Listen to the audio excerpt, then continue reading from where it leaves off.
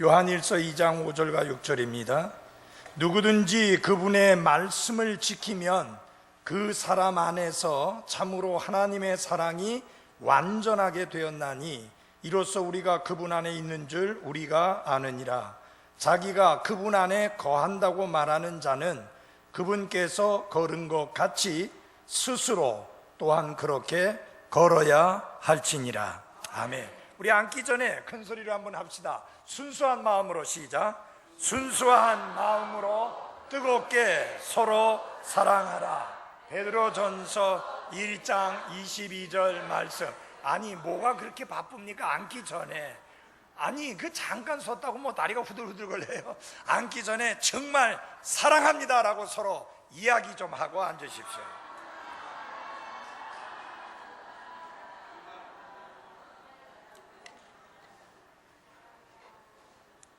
자, 오전에 제가 드린 말씀 기억합니까? 그분을 아십니까? 그분이 누구예요? 예수 그리스도, 구원자, 주님, 하늘나라 갈 수 있는 유일한 길, 진리, 생명, 우리의 죄들의 문제를 단번에 그리고 영원히 해결하신 분, 우리에게 영원한 생명을 주시는 분, 부활이요 생명이신 분, 우리의 소망이신 분, 우리의 자랑이신 분, 우리의 왕관이신 분, 우리의 모든 것 되신 분, 우리의 기쁨이 되신 분, 바로 그분이 예수 그리스도이십니다. 그분을 아셔야 합니다. 그래서 아침에 말씀드렸죠. 그분을 아신다고 하는 것, 정말 내가 그분을 안다고 하는 분명한 증거가 무엇이냐? 하나님이 명령하신 것들을 지키는 것이다. 하나님 명령 따로, 내 생활 따로, 그래서 따로 이렇게 한다면 그의 입술의 고백은 거짓말이요, 그 속에 진리가 없다고 제가 이야기하는 게 아니라 성경이 이렇게 분명하게 말씀합니다. 그래서 중요한 것은 그것입니다. 누구든지 구원받으면 그는 변화됩니다. 스스로 변하는 게 아니라 주님이 변화시켜줍니다.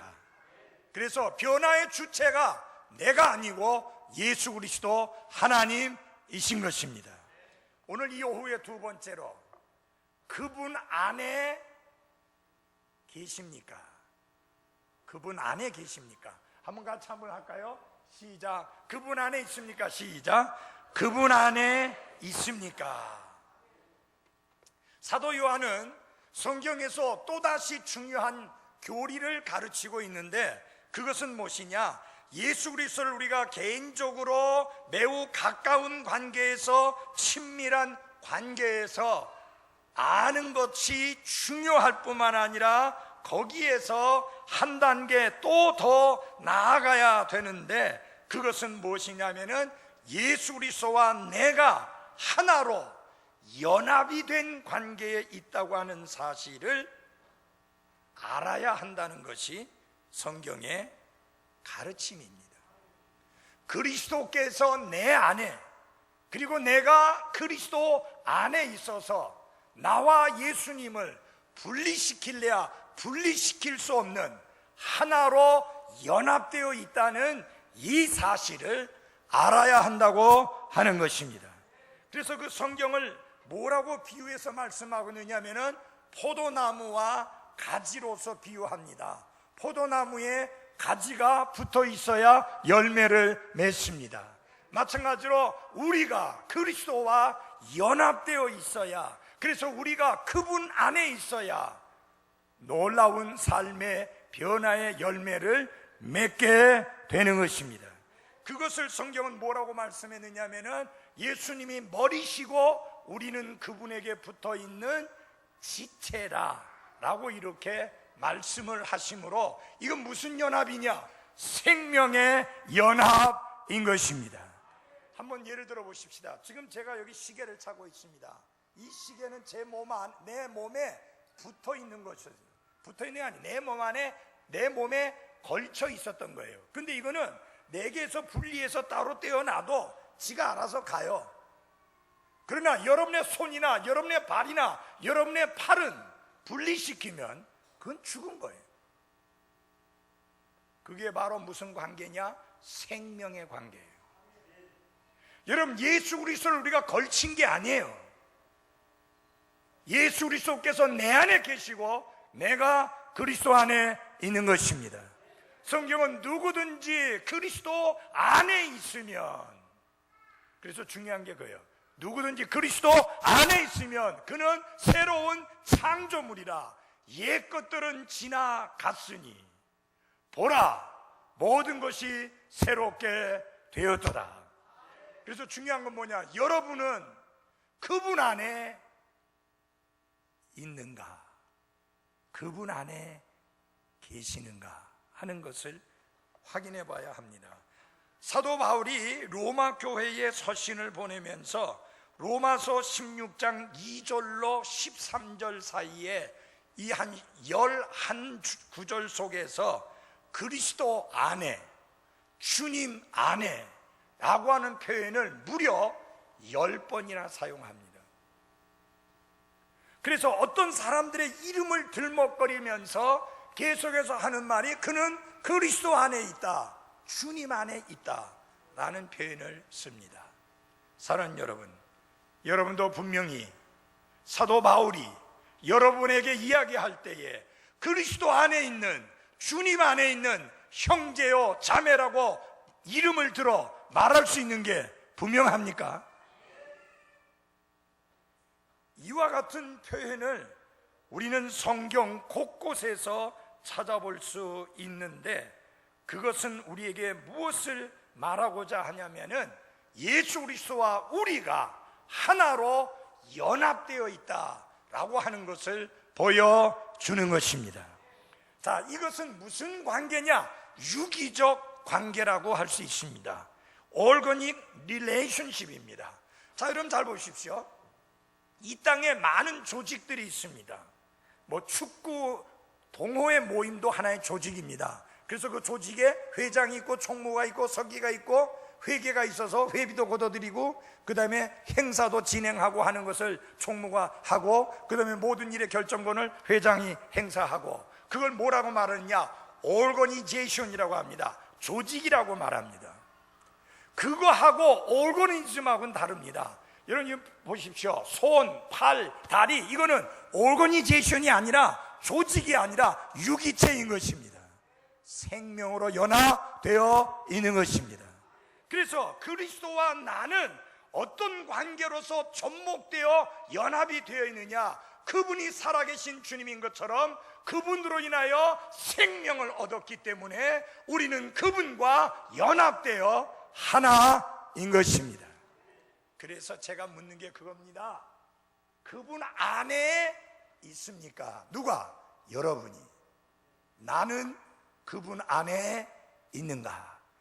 여러분, 이 세상에 살고 있는 사람들은 크게 두 부류로 나뉘어집니다. 부자와 가난한 자가 아닙니다. 배운 자와 못 배운 자가 아닙니다. 건강한 사람과 약한 사람 아닙니다. 나이 드신 분과 젊은 사람이 아닙니다.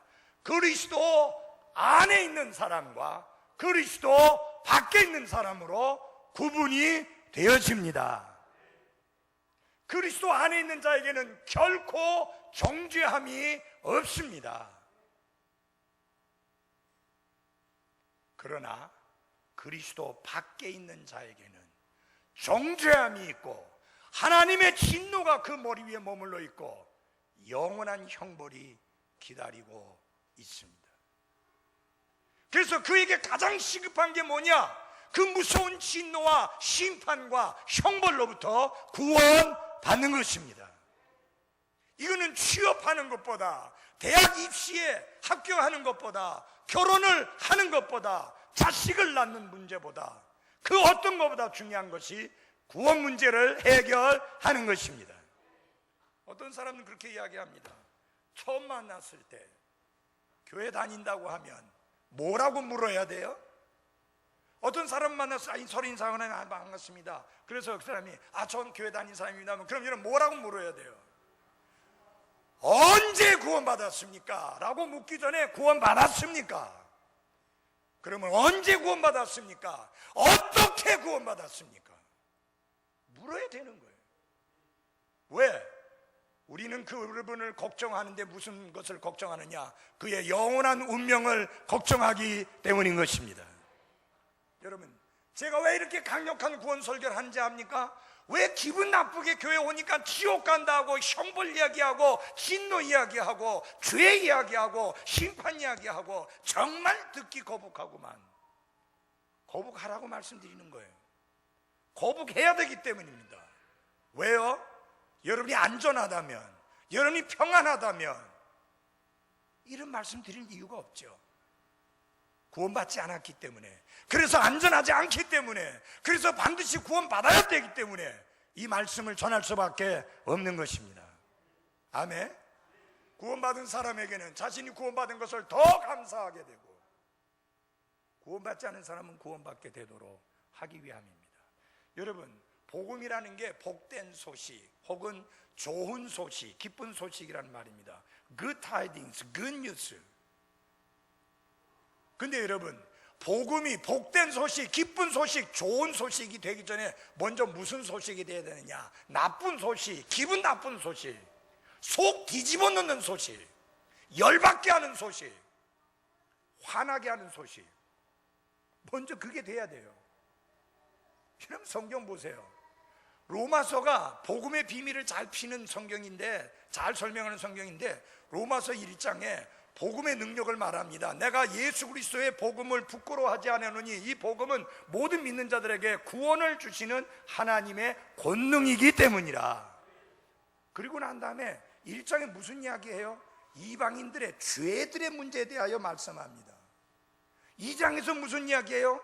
유대인들이 코웃음 퍽퍽 치면서, 그래 너희들은 지옥의 땔감이로나 쓸만한 그런 존재들이니까 당연히 죄인이지, 죄투성인 인간들아 하고 오만불손해 하니까 사도 바울을 통해서 하나님이 주신 말씀이 뭐냐? 남을 판단하는 너는 뭐 잘난 줄 아느냐? 너희도 다 똑같다. 그래서 유대인들도 죄인이다, 종교인인 유대인들도 죄인이다, 율법을 가지고 있는 유대인들도 죄인이다, 율법은 있지만 율법을 행하지 못하니 역시 죄인이다. 그 다음에 3장에 들어가서는 싸잡아서 모든 사람이 죄를 범하였으며 하나님의 영광에 이르지 못하더니, 그리고 의인은 없나니 단 한 사람도 없다라고 모든 사람이 죄인이라고 결론 짓습니다. 그러면서 로마서 끝에 가서 예수님의 보혈과 대속의 죽음을 이야기하는 것입니다. 뭐부터 하고? 정죄부터 하고 그 다음에 구원의 소식을 전하는 거예요. 여러분, 오늘날의 교회가 어떻게 된지 알아요? 심리학에 찌들어버린 교회가 돼버렸어요. 부자 되고 싶습니까? 성공하고 싶습니까? 출세하고 싶습니까? 행복하고 싶습니까? 인생을 즐기고 싶습니까? 예수님께로 나오십시오.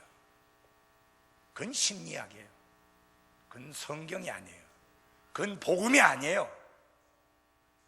복음은 당신은 죄인입니다. 죄로 말미암아 영원히 멸망당합니다. 그러나 여기 기쁜 소식이 있습니다. 그리스도께서 당신의 죄 문제를 단번에 영원히 십자가 위에서 해결해 주셨습니다. 그분을 통해 당신은 죄들을 용서받고 구원받고 하나님의 자녀로 다시 태어나게 되고 영원한 생명을 얻고 하늘나라를 상속유업으로 물려받을 수 있고 변화되어 새 사람 될 수 있습니다. 그게 복음인 것입니다. 이 중요한 건 뭐냐? 여러분이 그분 안에 있으십니까? 그분 안에 있습니까? 아니면 그분 밖에 있습니까? 여러분, 구원은 위치의 문제예요. 내가 어디 있느냐의 문제예요. 그걸 예를 들었죠. 노아 홍수 기억하시죠? 아니, 오늘 뭐 점심 잘 못 드셨어요? 왜 이렇게 맹해? 노아 홍수 기억하시죠? 노아 홍수 때에 잘 보십시오. 에녹이라는 사람은 노아의 홍수가 임하기 전에 먼저 들림을 받았어요. 그 에녹은 이 땅 위에 심판이 오기 전에 미리 하늘나라로 들림을 받게 될 교회의 아름다운 모습을 보여주고 있는 거예요. 근데 노아는 어떻게 구원받았는가? 홍수를 통과하면서 구원받았어요. 그는 홍수 속에 있었어요. 그런데 홍수 속에서 구원받았습니다. 에녹은 홍수 경험 안 했어요. 이것은 앞으로 7년 대환란이 임하게 될 때에 환란을 통과하면서 구원받게 될 이스라엘에 관한 그림이에요. 교회는 7년 대환란이 오기 전에 구원받은 성도들은 다 들림을 받습니다. 우리가 기다리고 있는 것은 그리스도께서 다시 오실 때 들림을 받는 그 순간을 기다립니다. 요한계시록을 보면 1장에서 3장까지는 7교회를 통해서 기독교 역사 속에 교회 시대가 어떻게 흘러왔으며 제일 마지막 시대의 교회가 라오디게아 특징을 가진 교회라고 하는 것을 보여주고 난 다음에 4장에 보면 장면이 확 바뀝니다. 어떻게 바뀌느냐? 이리로 올라오너라. 뭐 하기 전에 대환란이 6장부터 시작됩니다. 환란이 이 땅에 임하기 전에 이리로 올라오라 해서 구원받은 성도들은 다 하늘로 들림을 받고 교회는 참 주님의 교회는 하늘로 들림을 받습니다. 그래서 4장과 5장 내용은 하늘에 있는 내용이에요. 6장부터는 어디 있는 내용이야? 땅에 있는 내용이에요. 6장부터 19장까지 이 땅에 임하는 대환란에 관한 내용입니다. 계시록 22장 속에서 수천 년의 세월을 말하고 있는 그 내용은 꼴랑 2장, 3장, 2장에서 설명하고 있는데 하나님이 문자 그대로 이 땅 위에 그분의 진노를 쏟아붓는 대환란의 시간은 7년밖에 되지 않는데 몇 장을 할애했는가? 6장부터 19장까지 무려 14장을 할애하고 있습니다. 새하늘과 새 땅, 바로 여러분과 제가 영원히 있게 될 것인데 몇 장을 할애했는가? 20장, 21장, 21장, 딸랑 3장밖에 안 돼요. 여러분, 이건 무슨 의미예요? 장차 이 땅에 임하게 될 대환란이 얼마나 끔찍하고 무서운 환란인가 하는 것을 잘 보여주고 있는 겁니다. 자, 노아 시대에 구원받은 사람들, 누가 구원받았느냐? 간단해요. 착한 사람? 노. 교회 다닌 사람? 그때 교회 없었어. 누가 구원받았느냐? 잘 들어주세요. 누가 구원받았어요? 방주 안에 있는 사람. 방주 안에 있는 사람. 누가 다 죽었느냐? 누가 다 심판받았는가? 방주 뭐예요? 밖에 있는 사람. 그래서 구원은 위치의 문제다. 어디 있느냐? 그리스도 안에 있으면 구원입니다. 그리스도 밖에 있으면 멸망입니다. 심판입니다. 형벌입니다. 바로 그게 성경이 가르치는 말씀이에요. 중요한 건 내가 그리스도 안에 있는가, 그거 알아봐야 돼요. 내가 그리스도 안에 있는가. 왜? 그리스도 안에 있는 자에게는 결코 정죄함이 없어요. 자, 그런데 성경은 뭐라고 말하느냐? 그럼 내가 그리스도 안에 있다고 하면은 말만 하면 되느냐? 아니요. 한번 요한일서 2장 5절을 보십시오. 같이 읽겠습니다. 시작. 누구든지 그분의 말씀을 지키면 그 사람 안에서 참으로 하나님의 사랑이 완전하게 되었나니 이로써 우리가 그분 안에 있는 줄 우리가 아느니라. 우리가 아느니라. 무엇을? 그분 안에 있는 줄을. 어떤 사람이? 아침과 똑같습니다. 그분의 말씀들을 지키는 자들이 그분 안에 있다. 아침에 뭐라 그랬어요? 그의 명령들을 지키는 자가 그분을 아는 자다 했고, 그분의 말씀들을 지키는 자가 그분 안에 있는 자임을 우리가 아느니라.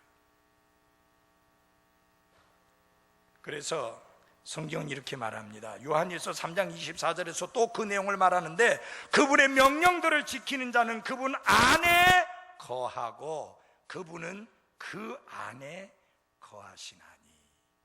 그분께서 우리에게 주신 성령으로 말미암아 그분께서 우리 안에 거하시는지를 이로써 우리가 아느니라. 잘 보십시오. 입으로만 나는 그리스도 안에 있습니다, 나는 그리스도 안에 있습니다, 나는 그리스도 안에 있습니다 라고 말하면, 그렇게 고백만 하면 그리스도 안에 있는 게 아니라, 그리스도 안에 있는 자의 증거가 무엇이냐, 그 표식이 무엇이냐, 그 표가 무엇이냐, 그분의 명령들을 지키는 것, 그분의 말씀들을 지키는 것이다, 그렇게 말합니다.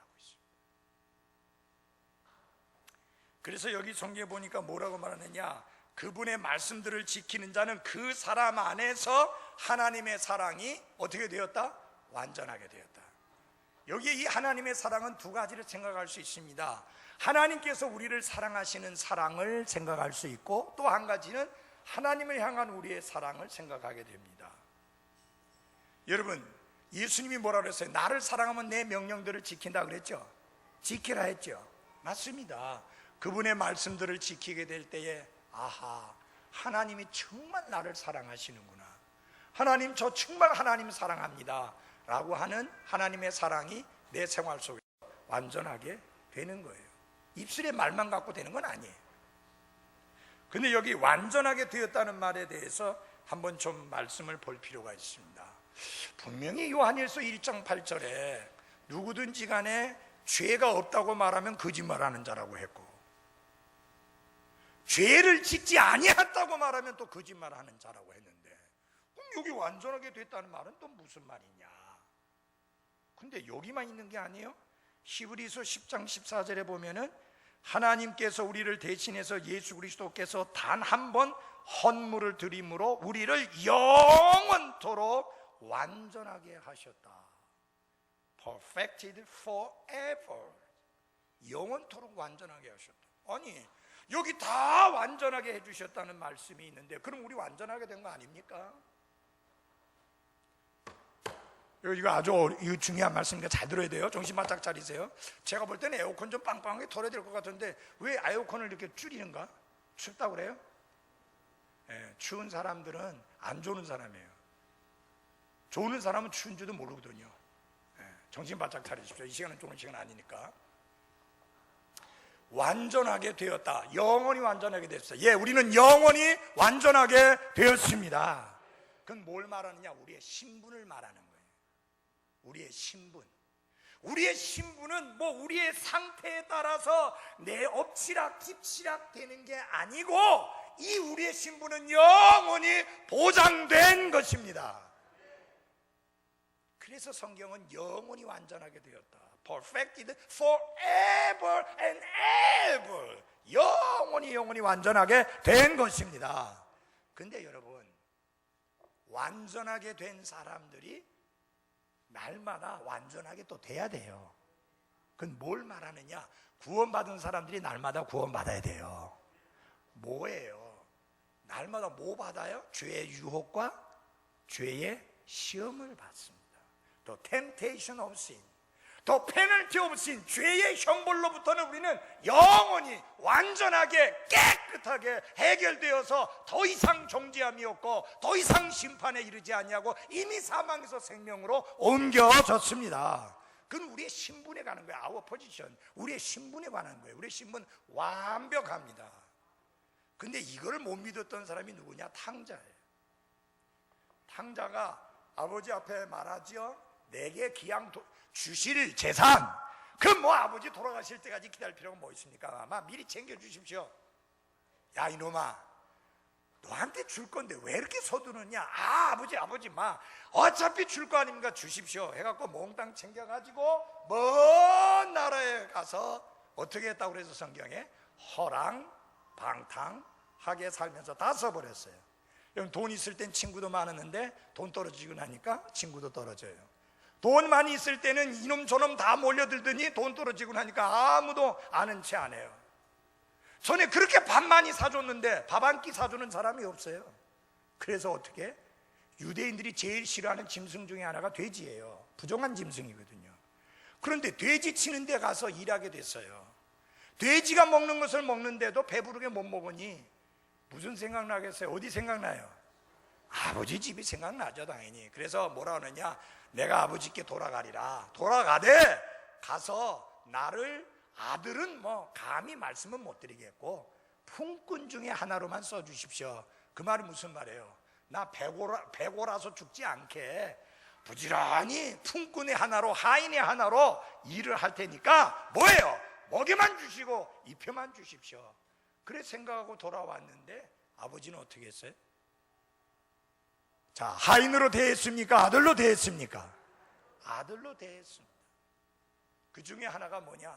반지를 끼워준 거예요. 반지. 제가 오늘 내가 왜 반지 꼈는지 알아요?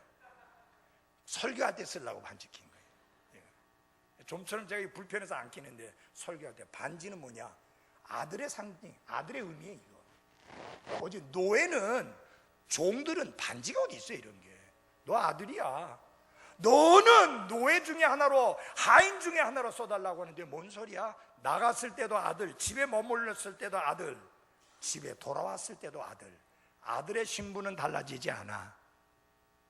그래서 반지 껴주고, 그 다음에 뭘 신겨줬어요? 신발을 신겨줬습니다. 그게 아주 중요한 의미예요. 노예는 신발을 신기지 않습니다. 왜? 도망가지 말라고. 신발이 있어야지 도망가기가 쉽지. 신발 없으면요, 돌짝밭도 있고 그거 얼마나 발바닥 아파서갖고 얼마나 못 도망가잖아요. 그러니까 노예는 신발을 절대 안 신겨요. 그래서 신발을 주는 거예요. 여러분, 그 요나단이 다윗에게 준 것 중에 활도 주고 화살도 주고 했는데 안 준 거 있어요. 신발은 안 줬어요. 갑옷도 줬는데 왠지 알아요? 다윗아, 네가 내 친구라. 내가 옷도 줄 수 있고 갑옷도 줄 수 있고 활도 줄 수 있고 화살도 줄 수 있는데 너 가는 곳에 내가 가고 그건 못하겠다. 그래서 어떻게 돼요? 다윗은 들판으로 가고 요나단은 왕궁으로 돌아가요. 아시겠어요? 그래서 신발 안 준 거예요. 신발을 준다는 말은 너는 내 아들이고 너는 나와 함께 할 거란 이야기예요. 너는 나와 함께 어디든지 함께 갈 거다, 그 이야기예요 지금. 그래서 신발 시킨 거예요. 너는 아들이다. 잘 들으십시오.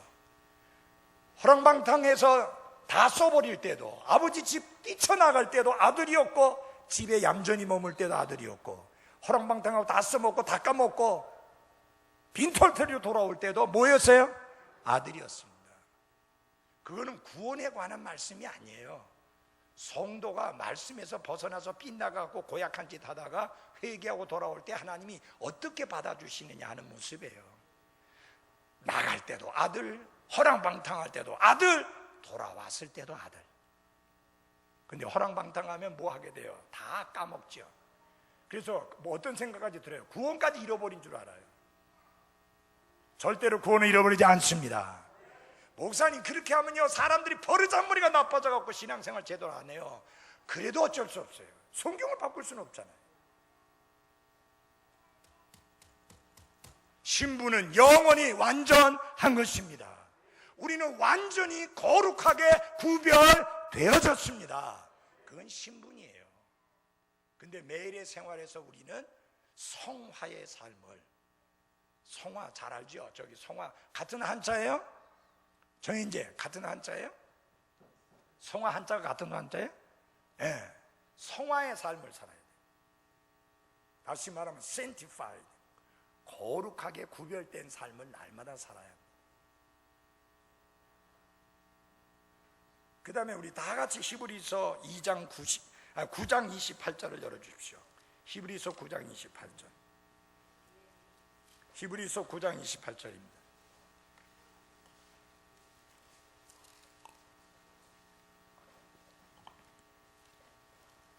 찾으셨어요? 네, 같이 한 목소리 읽겠습니다. 9장 28절 시작. 이와 같이 그리스도께서도 많은 사람의 죄들을 담당하시려고 단 한 번 들이셨으며 또 자신을 기다리는 자들에게 죄와 상관없이 두 번째 나타나사 구원에 이르게 하시니라. 아멘. 여기 잘 보세요. 두 번째 나타나서 구원에 이르게 하신다. 이 구원은 무슨 구원이냐? 죄의 형벌로부터의 구원이 아니에요. 이미 우리 그 문제는 끝이 났습니다. 죄의 유혹으로부터의 구원이 아니에요. 그건 우리가 날마다 경험하는 구원이에요. 주님이 죄와 상관없이 나타날 때는 죄의 존재 자체로부터의 구원을 위해서입니다. 그때 우리가 구원하는 자를 기다린다고 빌립보서 3장 20절과 21절에 말씀하고 있는데, 무슨 구원이냐? 그 빌립보서 3장에서 말하는 구원은 우리 육체의 구원을 말해요. 여러분, 우리 육체 구원받아야 돼요? 안 받아야 돼요? 잘 들어보세요. 육체 구원받아야 돼요? 안 받아야 돼요? 에? 안 받아도 돼요? 그럼 여러분 그 몸 가지고 영원히 살 거예요? 새 몸으로 구원받아야지. 맞아요? 우리 박모친이 어저께 너무너무 아파갖고 잠을 잘 못 주무셨대요. 그래서요, 주일날 이 예배 안 빠지시려고요 늘 기도하십니다. 안 아프게 해달라고. 주일날 교회 갈 때는 신기하게도요, 주일날 교회 오셔갖군요, 쉬라고도 쉬지도 않고 그렇게 빳빳하게 앉아 계시잖아. 이게 얼마나 감사한 일이에요. 그렇지만 그래도 그 몸 가지고 영원히 살고 싶은 마음 없죠? 우리 몸 어떻게 돼요? 구원받아야 돼요. 저도 이 몸 구원받아야 돼요. 요새 제가요, 손등 쳐다보면 기분 나빠. 서자매 어디 갔어? 뭐 자꾸 나요 지금. 검버섯 같은 거 자꾸 생기는데 기분 나빠. 이거 쳐다보면 얼굴에 뭐 자꾸 생겨요. 이거 기분 나빠요. 이거 정말 내 몸 구원받고 싶어요. 이팔 청춘으로. 그래서 정말 이 교회 말고 이게 내가 계속 하겠다 그러면 부목사 어쩌라고. 그러니까 어디 선교하러 다니든지 대전으로 가든지 하여튼 막 정말 이 몸이 아무리 건강하지만 이거 온전한 몸 아니죠? 늙죠, 약해지죠, 병들죠, 마침내 죽죠. 우리의 천한 몸, 우리의 욕된 몸을 주님의 영광스러운 몸으로 변화시켜 주셔야 하는 것입니다. 우리가 그 구원을 기다리는 거예요. 내 혼은 구원받았지만 내 몸은 아직 구원받지 않았거든. 그러니까 아픈 거예요. 그러니까 약한 거예요. 그래서 약도 먹어야 되고 병원도 가야 되고 치료도 받아야 되고 수술도 해야 되고. 근데 더 이상 수술도 필요 없고 더 이상 약도 필요 없고 더 이상 병원도 필요 없고 늙지도 아니하고 죽지도 아니하는 온전한 영광스러운 몸을 입게 될 것입니다. 그걸 우리가 기다린다. 그걸 성경에 구원하는 자를 기다린다. 그렇게 말씀한 거예요. 자, 여러분, 이게 다 어떤 사람에게 있는 거냐? 그리스도 안에 있는, 그리스도 안에 거하는 사람에게만 주어진 약속의 말씀입니다. 그래서 그러면 그리스도 안에 거한다는 증거가 뭐냐? 6절입니다. 다 같이 한 목소리로 6절 읽겠습니다. 6절입니다. 같이 읽겠습니다. 시작. 그분 안에, 맞아요? 요한일서 2장 6절. 요한일서 2장 6절 같이 읽겠습니다. 시작. 자기가 그분 안에 거한다고 말하는 자는 그분께서 걸은 것 같이 스스로 또한 그렇게 걸어야 할지니라. 아멘. 그분 안에 거한다고 자기가 그렇게 말을 한다면 행동으로 말하라. 입술로 말하지 말고 행동으로 말하라. 삶으로 말하라. 인격으로 말하라.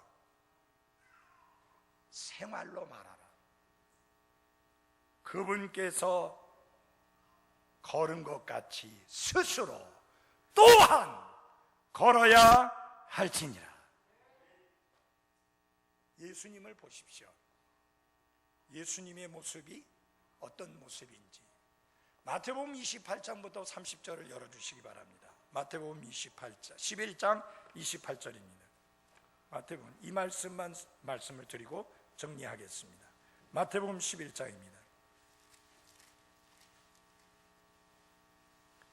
제가 간증을 빨리 끝내라고 하는 이유가 설교 시간이 짧아지기 때문에 그래요. 저는 지금도 마음에 무척 부담이 있습니다.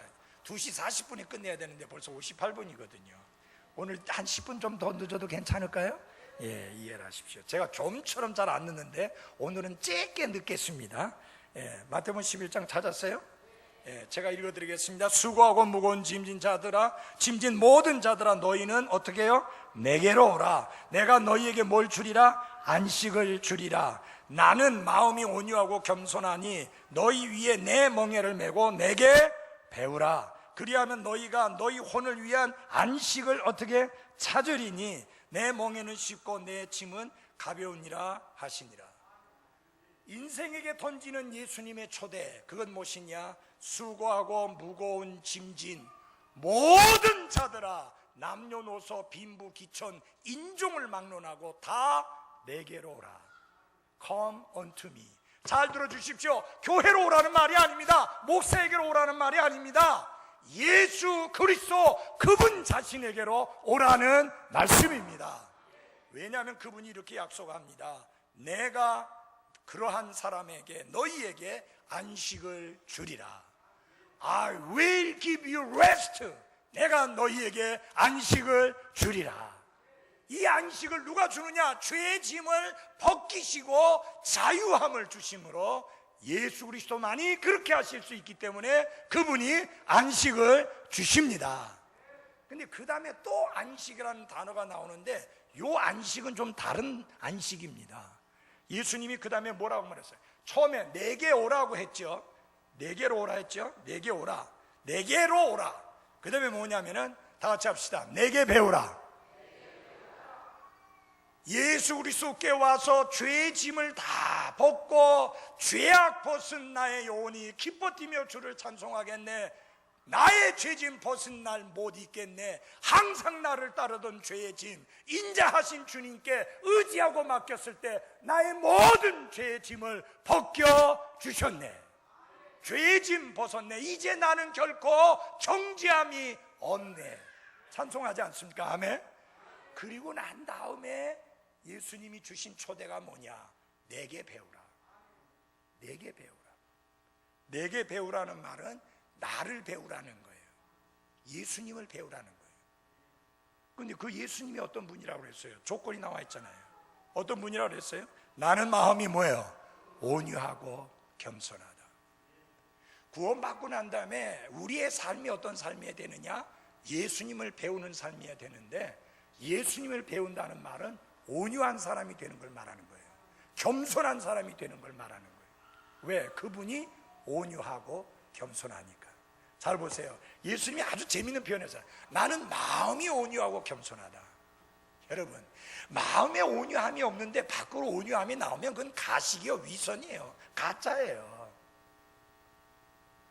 마음에 온유함이 있어야 밖으로 온유함이 나와요. 마음이 겸손하다고 그랬습니다. 마음이 겸손해야 행동이 겸손으로 나오죠. 이 마음에 겸손함이 없는데 겸손한 척 하는 거는 다 위선이잖아요. 국회의원들 하는 짓거리들, 선거 나올 때마다 하는 짓거리들 어떻게 해요?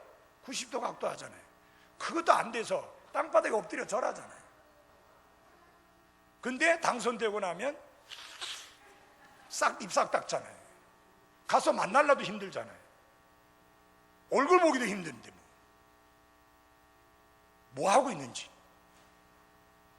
그 김동길 교수가 재미있는 말 썼더라고요. 일당제로 하자고, 국회의원들. 왜냐면은 그거 국회의원들 그 자리에 앉아서 해야 될 때 다 자리 빠져나가고 없는데 왜 그 세비에서 그 돈은 꼬박꼬박 다 챙겨주느냐고.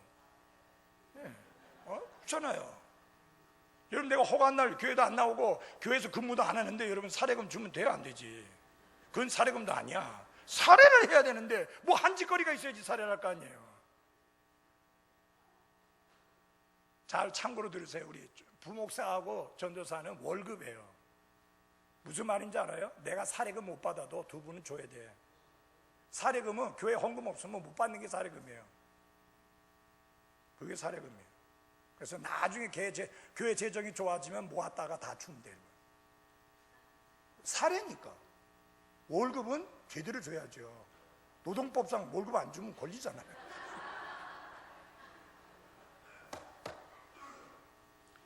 그래서 예수님이 내게 배우라. 그 마음이 온유하고 그 마음이 겸손하신 주님께 배워라. 어떻게 주님께 배웠는데 그렇게 오만하고 거만하고 건방지고 우쭐대고 뽐내고 자랑하고 의시대다가 사단 내느냐고요.